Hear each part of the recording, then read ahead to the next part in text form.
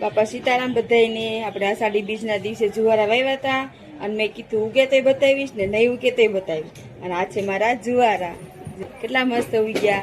આજે છે 11 ને મોળાકત. તમારા પ્રિયલબેન ને મોળાકત રહેવાનું છે. તો પ્રિયલબેન પૂંજવા જશે.